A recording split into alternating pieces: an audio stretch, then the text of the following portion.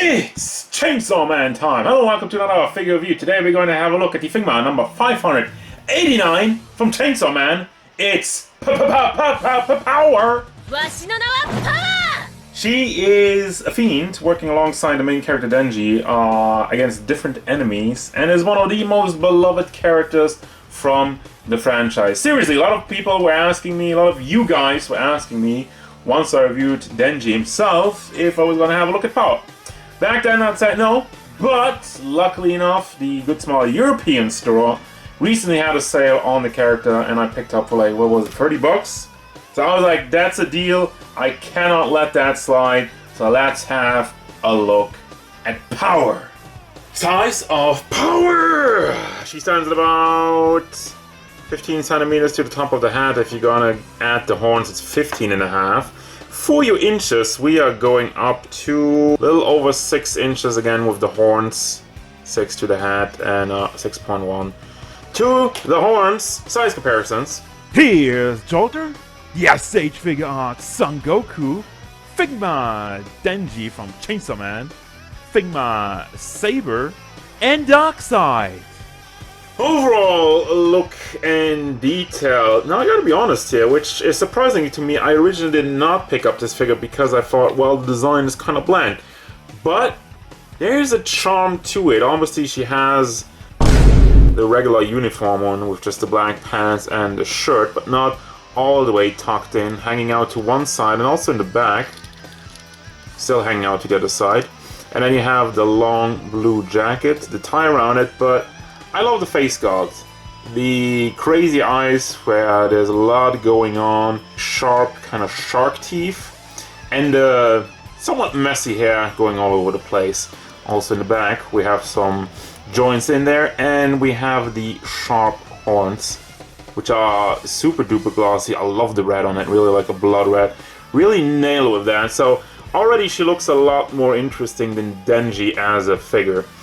I mean, because of the coat and some of the details, some of the extra stuff that's going on, and down to the shoes. Now, what's weird on the shoes, I think everything on here is painted, but yeah, these pieces on the front over here, like the shoelaces, seems it's like a single piece, so it's like kind of solid slapped on there, which prevents paint bleeding. Well, it looks kind of weird to do that for shoelaces. Speaking of paint bleeding, we have a little bit on the front over there. And I just want to have a look at the rest of the figure, if there's anything kind of bothering. Well, there's not really too much overlapping paint as it is already. Overall, it looks good, but then we have some weird choices, which we explore more when we get to the articulation. But what is this? So this only looks good when you pull it all the way up. You have like 2 balls and a butterfly joint.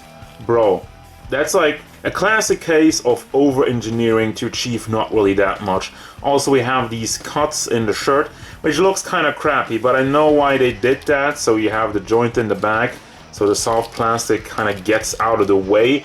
Unfortunately, it doesn't really look that great, but I mean, aesthetically pleasing, paint's nice, it's just some weird choices in the articulation department.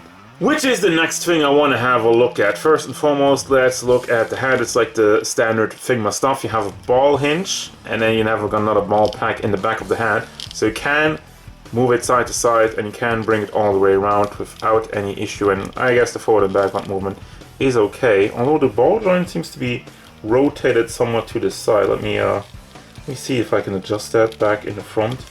But you can still see that's the back and forth motion. So then we have the hair, which is on ball hinges, so you can bring that up and down and also rotate it out to the side to move it somewhat side to side.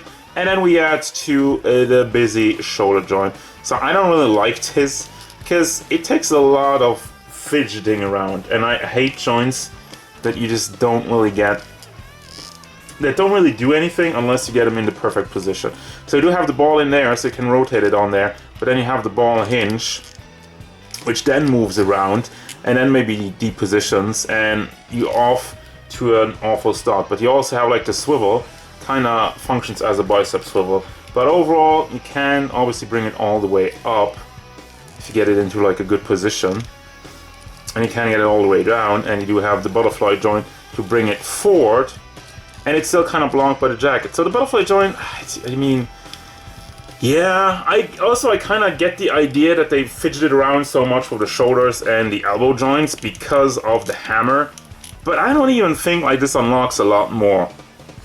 Now, yeah, I was talking about the elbow joint, so you do have the ball hinge as usual, but the ball hinge is connected into another ball, tiny one, which I'm actually afraid might break off. I do not want to move that as much, so we can bring that up. And it really just adds a little bit of range, because if you bring it down, it looks cleaner. This looks like crap, but what is? Let me ask you what this really accomplishes. It makes for an ugly looking shoulder joint, and I guess you have like some side to side wiggling. But again, what does that do? I don't know. It's just a dumb choice. So we do have a ball hinge in the hand, so you can bring that up and down, swivel it all the way around. For your chest area, let me see that real quick. Moves forward quite nicely. Moves to the back and does leave a gap almost immediately if you move it to the back, which is unfortunate. Can you shift it around a little bit? I guess you can play around, but still somewhat gappy for not the greatest backward movement. Then for the hip palm, as I showed you, you do have the joint connected in the back, and the front part is just soft plastic, so you can bring this forward, you can bring it to the back and wiggle it around quite nicely. Also can be swiveled. And you have some more cuts in the pants. I feel like those are necessary for some high kicks. Move out to the side, move to the back, a little bit blocked by the butt mode. It's butt time. I haven't had that in a while. So we do have the simple ball hinge in the knee, which, why do you not have a less glossy joint in there? Well, one side seems to be unglossy and the other side seems to be glossy. Weird. And then for her sneakers, you do still have the ball hinge that moves back and forth. This piece is floaty, just covering it up, which makes for a nice pivot, and then just disconnects. Okay, I had this problem with it, and I feel like it's somewhat loose. Could be a bit tighter. It works, but it's still like weird. I guess it opens up some more movement, but the floaty piece, it doesn't align unless you kind of try to push it or hold on to it. Let me try that out real quick, like that. I guess, yeah, sure. It works, and finally you do have a toe hinge. For your accessories, I feel like we got a lot of cool stuff. First and foremost, you have the big base, which I don't like because it takes up too much space. However, it's kind of necessary for the hammer. You have the one arm which you can connect to power, and you have the other arm which you can connect to the hammer, and then you have two more other slots in there, so you can move that around. So we have the star of the show, big glossy hammer, has a hole on this side to connect it to the base, but I love the mold on it. I love the look. I love the blood red. Once again, it does stand out. It makes like a really cool look to it. So got the hammer. In the same vein, we got the two nata knives. Have the same blood red look going on. I really love the shine, the color on those pieces. Amazing, super duper glossy. I love shiny things. We also have a small hammer, which isn't as shiny as the rest, I feel like, but I think it's like the same plastic. I'm just tripping. Then we have the faces. We have a shouting face and a panicked face with the sweat kind of running down. Those are all nice and funny. And we also have Mewy, which is a cool looking accessory, and I love the kitty cat. I love cats in general. But the way it's done, it's like, you know, it's hollowed out, so it's specifically supposed to be held by power. At that point, I'm just wondering why we didn't have like a hard connection to a hand or something like that. I put it in the post, it works, but it's kind of annoying because, like, you know, it's not super duper stable, and I don't like those things. For your hands, we got fist hands, holding hands, open posing hands, and those kind of like somewhat peace sign hands, but not really. And since I got this from the good small European store, I actually also got the bonus, and it's a cool one. Like, often bonuses are just like some plastic garbage, like some plastic energy thing, or like a different base. But no, I actually got her scythe. Let me see if I can open this up real quick. Yes, I will open it up. Let's see it. Is there some more? Oh my god, it's tightly covered up. Let me get this out. Let me get this out real quick to show you. Oof, has the same look, and actually really cool looking. That's one of the best bonuses I have seen in a while. So yeah, cool stuff. Just remember, if you're a first time buyer, You will not get this bonus if you didn't buy it specifically from the Good Small store. This is for all you Figma newcomers, but everybody else should know this, so this is an exclusive. Anyway, cool accessories. Let's move on. Final thoughts! Oh my god, this figure is so much better than Denji's. That's the one thing. So, I mean, fairly clean execution, and I like the look. It has a charm to it, and I think it's weird that I didn't want to pick up this figure because I was, oh, the look is kind of bland and whatnot. She really has some charm to it, like the face sculpts, the design, the look of it. She's also pretty tall for like your average Figmas and whatnot. I love the blood red accessories, just like all of it. All of it.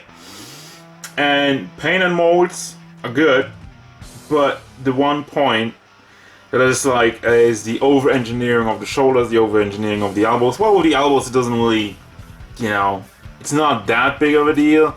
Over the shoulders, it's just kind of annoying, but it's things that you can hide. So at the grand scheme of it, I guess it doesn't really distract too much from a still cool-looking figure, which is a bunch of great accessories, especially with like one of the best extras, one of the best exclusives I've seen in a while, because most of the time these things are crap.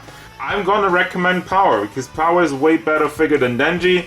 Again, has her problems, some weird engineering parts, which I don't think really detracts from a very cool looking figure with a bunch of cool accessories.